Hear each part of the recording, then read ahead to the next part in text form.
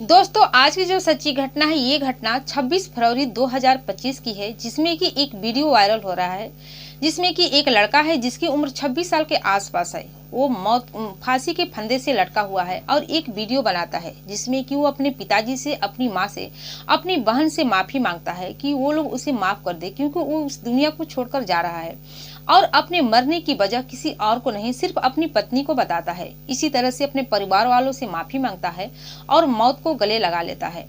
दोस्तों आखिर वो लड़का ऐसे उसके साथ ऐसा क्या हुआ होता है जो कि पीसीएस में मैनेजर के पद पर नियुक्त होता है। इतना ज्यादा पढ़ा लिखा होने के बावजूद भी इतना होनहार लड़का जो होता है और इस तरह से कदम उठा लेता है और अपने मरने की वजह सिर्फ अपनी पत्नी को ही क्यों ठहराता है। आखिर उसकी पत्नी में ऐसी क्या गलती होती है, उसने ऐसी क्या उसके साथ क्या होता है इनकी होती है जो कि इस तरह से वो लड़का कदम उठाता है। और साथ में नौजवान लड़के को ये सचेत भी करता है, आगाह भी करता है कि कोई किसी से प्यार न करे और किसी से शादी न करे। भले ही जिंदगी भर कुंवारा रह जाए लेकिन किसी से शादी करके इस तरह से झंझट में न पड़े। तो दोस्तों आइए जानते हैं इस घटना की पूरी जानकारी इस वीडियो के माध्यम से, क्योंकि आज की जो घटना है ये घटना आपको बहुत सारी सबक और सीख देने वाली है। दोस्तों नमस्कार, आदाब, मैं हूं ज्योति कुशवाहा और आपका ज्योति भाई चैनल में स्वागत है। उम्मीद करती हूँ कि ज्योति भाई की जो फैमिली होगी अच्छी होगी और अपना ख्याल रख रही होगी। दोस्तों वीडियो में आगे बढ़ने से पहले आप लोग से मेरी यही रिक्वेस्ट है, जो कोई भी मेरे चैनल पर नए दर्शक है तो वीडियो को लाइक करिएगा, शेयर करिएगा, चैनल को सब्सक्राइब जरूर करिएगा ताकि हमारा हौसला बढ़ता रहे। क्योंकि दोस्तों इस घटना को ज्यादा से ज्यादा शेयर करने से लोग पुरुषों के खिलाफ हो रहे हैं अपराध है, उस अपराध को कम किया जा सकेगा, लोगों को जागरूक किया सकेगा और ऐसे अपराधों पर काबू पाया जा सकेगा। तो दोस्तों आइए जानते हैं, ज्यादा देर नहीं करते हैं, इस घटना की जानकारी आपको बताते हैं। दोस्तों आज की जो सच्ची घटना है ये घटना है उत्तर प्रदेश के आगरा शहर की। उस आगरा शहर में एक लड़का रहता था जिसका नाम होता है मानो। मानो जो कि पढ़ने लिखने में काफी होशियार होता है। मानो के परिवार में मानो के माता पिता और एक बहन होती है। बहन की शादी हो चुकी होती है। मानो इंजीनियर की पढ़ाई करता है और पढ़ाई करने के बाद पीसीएस में एक मैनेजर के पद पर नियुक्त हो जाता है और उसकी जो ड्यूटी होती है मुंबई में लग जाती है। वो अपना जॉब करने लगता है। लेकिन जो मानो होता है शादी करने लायक हो जाता है। उसकी बहन की जब शादी होती है तो जो मानो के पिताजी होते हैं जिनका नाम होता है नीरज शर्मा, जो कि एके से रिटायर होते हैं और जो मानो शर्मा होते हैं उसे शादी करने की बात करते हैं। मानो शर्मा भी तैयार हो जाता है, कहते हैं कि ठीक है पिताजी, आप अपनी मर्जी से जिस तरह से लड़की देखेंगे उसी से मैं शादी कर लूंगा। अब जो मानो शर्मा के पिता होते हैं अपनी बेटी की शादी के लिए अच्छी अच्छी लड़कियों की तलाश करने लगते हैं। तब जाके एक निकिता शर्मा नाम की लड़की होती है जो कि काफी पढ़ी लिखी होती है, सुंदर और समझदार होती है और वो भी मुंबई में खुद विप्रो का काम करती है। जब उनकी तलाश वहीं पर खत्म हो जाती है और निकिता से जो मानो शर्मा की शादी होती है फिक्स हो जाती है। दोस्तों जब दोनों में शादी फिक्स हो जाती है तो दोनों की शादी हो जाती है जनवरी 2024 में। और शादी होने के बाद कुछ दिन तो मानो अपनी पत्नी के साथ यानी कि आगरा में रहते हैं। इसके बाद वो अपनी नौकरी करने के लिए मुंबई शहर आ जाते हैं। इधर जो निकिता होती है घर में अकेली हो जाती है और जब वहां पर अपने सास ससुर के साथ रहने लगती है तो कुछ दिन तो अच्छा खासा चलता है, लेकिन कुछ ही दिनों के बाद निकिता को परिवार वाले से बनती नहीं है। हमेशा लड़ाई झगड़ा होने लगती है, जिसकी वजह से जो मानो शर्मा होते हैं वो अपनी पत्नी निकिता को मुंबई लेकर आते हैं और कहते हैं कि वो यहाँ पर आएगी तो सब कुछ ठीक हो जाएगा, वो भी काम करेगी, मैं भी काम करेंगे। जो कि निकिता शर्मा की जो नौकरी थी वो भी मुंबई में ही कर रही होती है और हमारी जो जिंदगी है अच्छे से सेटल हो जाएगी। इसके बाद वो खुद आगरा आते हैं और अपनी पत्नी निकिता को लेकर मुंबई चले जाते हैं। जब वहां पर जाते हैं तो दोनों पति पत्नी बहुत ही खुश रहने लगते हैं, क्योंकि हालांकि नई नई शादी होती है। कुछ दिन तक उन दोनों के बीच अच्छा खासा रिश्ता चलता है, दोनों एक साथ संबंध भी बनाते हैं, एक साथ समय भी बिताते हैं, हर एक काम एक पति पत्नी के तौर पर करते हैं। लेकिन जो दोनों की शादी होती है अरेंज मैरिज हो रहती है, दोनों एक दूसरे के बारे में अच्छा खासा नहीं जान पाए होते हैं। इसी वजह से दोनों अपनी अपनी बातें शेयर करने लगते हैं। मानो अपने कॉलेज की बातें को बताता, अपने पिछले बैकग्राउंड की बातों को बताता, कॉलेज में इसके कितने दोस्त थे, किस तरह से अपना बचपन बीता, किस तरह से उसकी जवानी बीती, हर एक बात अपनी पत्नी के साथ शेयर करता है। इधर जो निकिता होती है वो भी अपने पति से पूरी बात शेयर करती है और शेयर करते करते एक दिन वो अपने पति से कहती है कि वो जिस विप्रो में काम करती थी वहां पर बहुत सारे लड़के थे उसके बॉयफ्रेंड से, जिससे कि वो बहुत ही अमीर होते हैं, अभी बहुत धनवान होते हैं, उसे बहुत सारे पैसे दिया करते थे और जिस मौज मस्ती के साथ वो अपनी जिंदगी बिताई है वैसा मौज मस्ती वो उसका पति यानी कि मानो कभी नहीं दे सकता है। इस तरह से जब वो अपने पति से बातें करती है तो उसका पति बहुत ही दुखी हो जाता है। साथ में जो निकिता होती है अपने पति से कहती है कि यहाँ मुंबई में मेरे जो पहले के बॉयफ्रेंड हैं उन बॉयफ्रेंडों के साथ मैं मिलना चाहती हूँ, अब पहले की तरह अब भी जिंदगी जीना चाहती हूँ, क्योंकि तुम मुझे वो सुख नहीं दे सकते जो कि सुख मेरे बॉयफ्रेंड ने दिए हैं। उन लोगों के पास बहुत सारे पैसे हैं, मैंने ऐसो आराम के साथ उन लोगों के साथ जी हूँ। और मैं खुद चाहती हूँ कि अब भी मैं तुम्हारे साथ तो तुम्हारी पत्नी रहूंगी क्योंकि समाज के निगाहों में, लेकिन मैं अपने बॉयफ्रेंड के साथ रहना चाहती हूँ, उससे प्यार करना चाहती हूँ और उसके साथ संबंध भी बनाना चाहती हूँ और तुम्हारे भी साथ रहूंगी।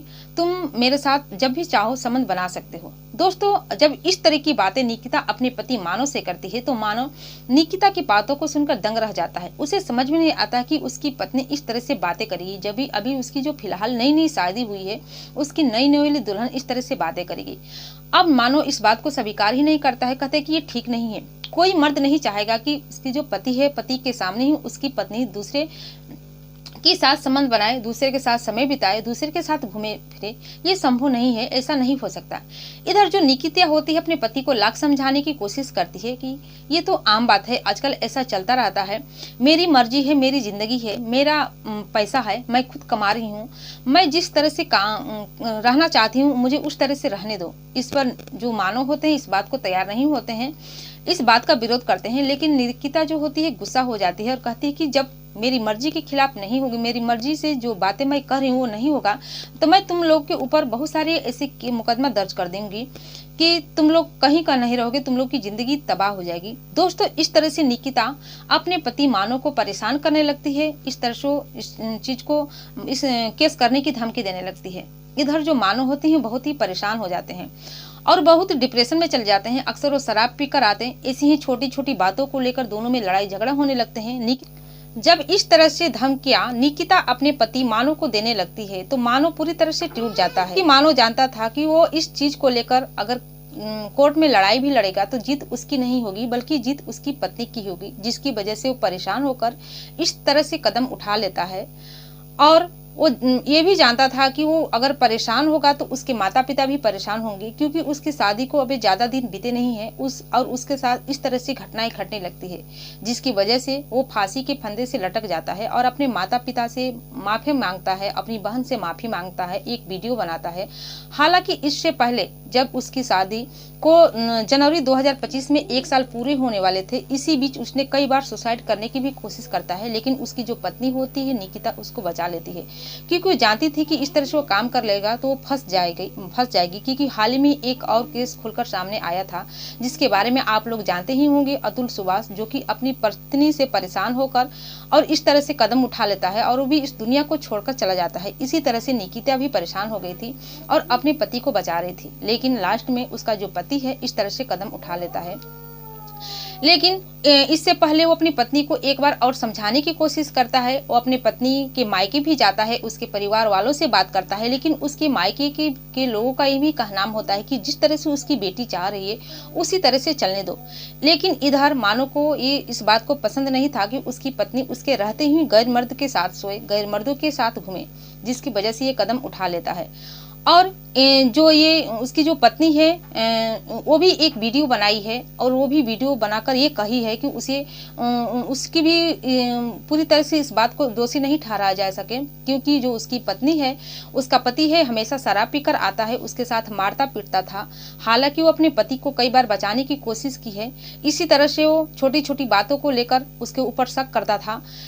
जो ये बात सामने निकल कर आई है कि उसकी पत्नी के कई बॉयफ्रेंड्स थे, ये बात वो बिल्कुल साफ मना कर देती है कि ऐसा नहीं था। बताती है कि मेरा पति हमेशा मुझ पर शक करता था, वो शक्की था, जिसकी वजह से वो धीरे धीरे डिप्रेशन में चला जाता है और इस तरह से कदम उठा लेता है। इसकी वजह से उसे पूरी तरह से उसे दोषी नहीं ठहराया जाए, उसे भी इस बात को उसकी भी बात को समझा जाए। लेकिन जो मानव होते हैं उनके परिवार वालों का कहना होता है कि इसमें उसकी पत्नी निकिता का ही पूरा का पूरा दोष है।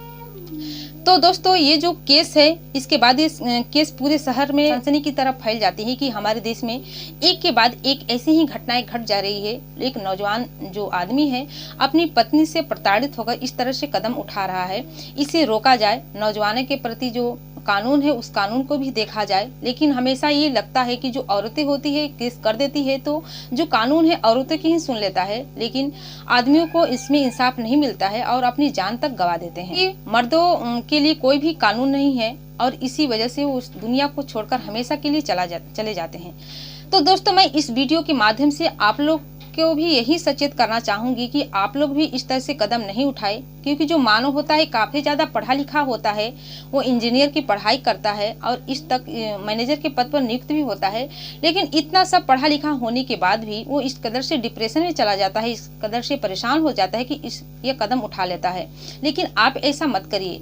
अगर आपकी पत्नी चाहे आपकी प्रेमिका आपके साथ प्यार नहीं कर रही है तो उसे हमेशा के लिए छोड़ देनी चाहिए, क्योंकि जो आदमी को जिस चीज की कदर नहीं होती है उससे लगाव भी नहीं रखना चाहिए और उसके लिए अपनी जान भी नहीं गंवाना चाहिए। क्योंकि जीने की वजह एक औरत नहीं हो सकती, एक प्रेमिका नहीं हो सकती, जीने की वजह और भी हो सकती है।